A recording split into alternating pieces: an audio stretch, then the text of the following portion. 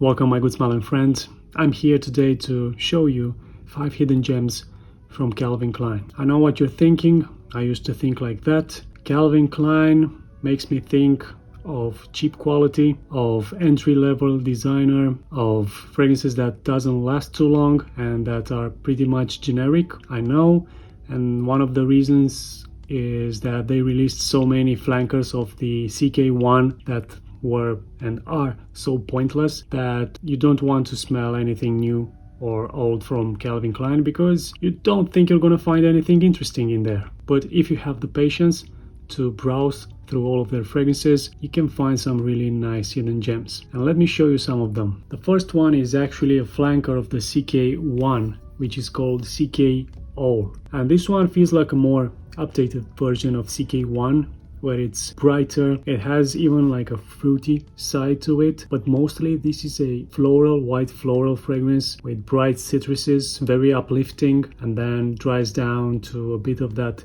soapy side that CK1 has. The performance is slightly better than CK1 and it feels a very safe fragrance that you can easily reach for when you don't know what to wear. One of the interesting parts with CK fragrances is that most of them are really cheap. That's what makes them even more hidden gems. The next one is one of their best actually. It's CK Man. This one, I don't know yet if it's my favorite. I'm struggling between two of them. This one basically smells like a smoother version of Dior Fahrenheit. Like for example, let's say Dior Fahrenheit had red pepper, this one has black pepper, and it's not as sweet.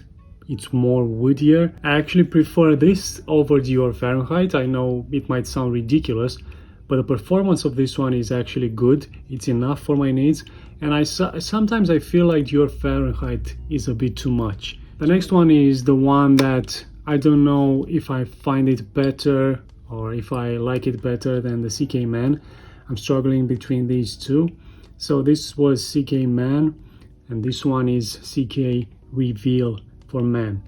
This one I feel like it's the most complex Calvin Klein fragrance that I have smelled. It has many notes and it feels like there are lots of things going on in the fragrance when you smell it, and I like it that it's a combination between young and mature, but in the opening it's very fruity. It has a pear note which reminds me of Jean Paul Gaultier Ultra Male. The performance is very good, and if I was to give this to someone to smell it blindfolded without knowing the smell, I don't think he will know that this is coming from Calvin Klein.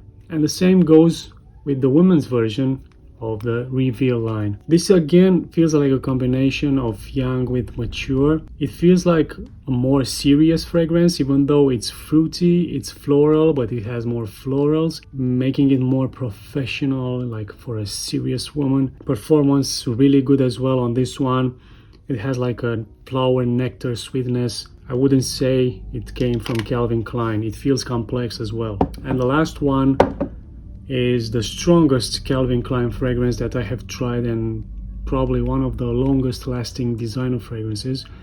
If you could have ever imagined that one of the longest lasting fragrances can come from a designer like Calvin Klein, which usually makes weak fragrances. This is Obsessed Intense for Men, and this, as the bottle suggests, this is a very dark fragrance with a fruity side. Smells like red fruits surrounded by this dark mysterious powder. It's very long lasting, lasts forever, projects really well, and it doesn't really smell like a designer fragrance. It has the quality of the designer fragrance, but the smell itself smells like something niche. And that was it, guys. 5 hidden gems from the house of Calvin Klein. I know there are few others in the line of Euphoria, for example, but they're becoming more and more hard to find and more expensive because most of them have probably been discontinued. And that was it, guys. Until the next video, you keep smelling great.